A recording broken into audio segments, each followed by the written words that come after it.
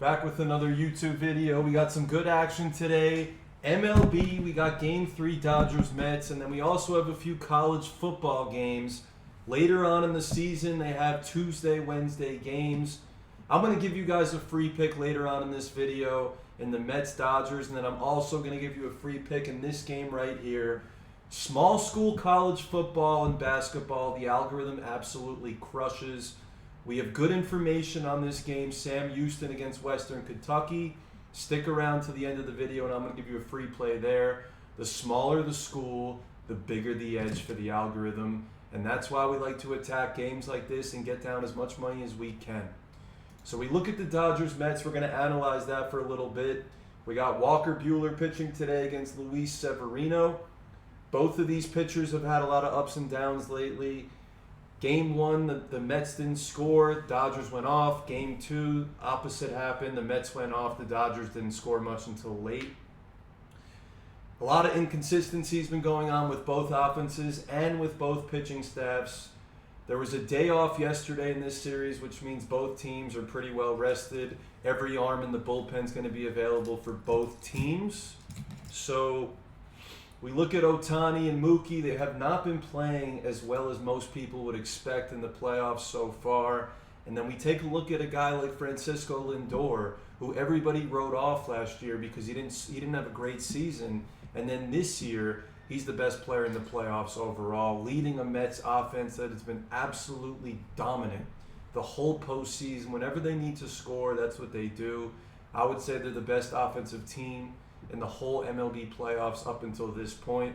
The series has shifted over to New York for today, and it's going to be a good game. We got 54%, according to ESPN Analytics, picking the Mets in this. 46% are picking the Dodgers. And we look at the line. The opening over-under, this doesn't make any sense. It couldn't have been this. But right now, we got a 7.5 over-under. We got the Mets at minus 105. They opened at minus 115. So that means a little bit of money has been pouring into the Dodgers. A lot of people like to bet them, especially the public is always going to bet the Dodgers. You got a lot of Dodger fans. This is the most marquee matchup you could possibly get in the NLCS, the two biggest markets in the NL, Dodgers and Mets. It's a great series, but overall, I'm thinking that the Mets offense won't be able to be stopped tonight against Buehler, who's been super up and down. He's probably only going to get a few innings in this game, and I don't think he's going to pitch well. Look at his ERA on the road. It's been absolutely atrocious, 6.53 ERA on the road. We look at against San Diego. In the playoffs, he got lit up. Against San Diego at home, he pitched well.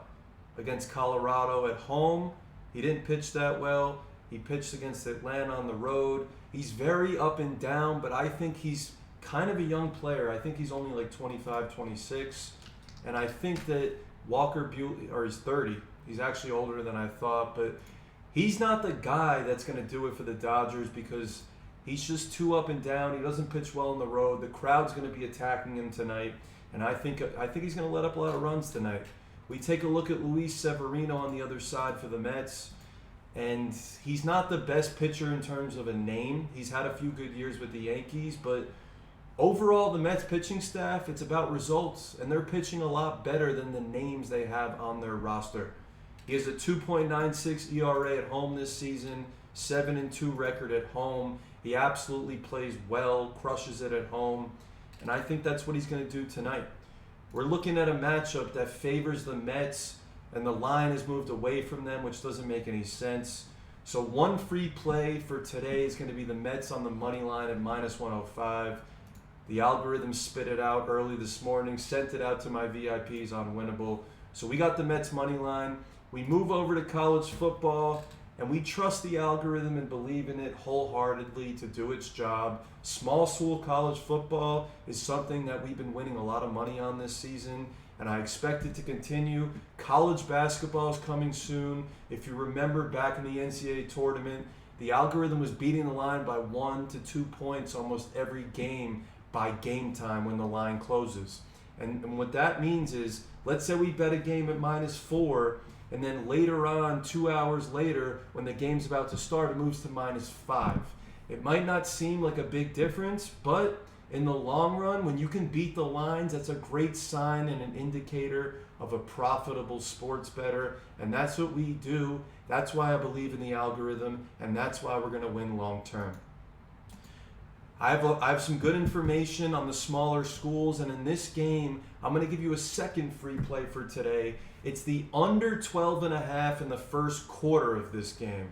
Sam Houston against Western Kentucky, under 12.5 in the first quarter. Sometimes we don't bet the full game, sometimes we don't bet half, sometimes we'll bet first quarters.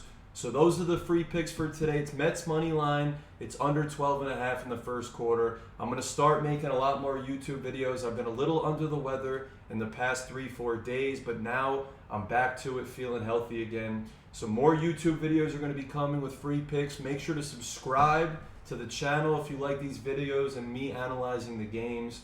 I'll be back tomorrow with another video. Let's cash tonight and print, print, print, print, print, print.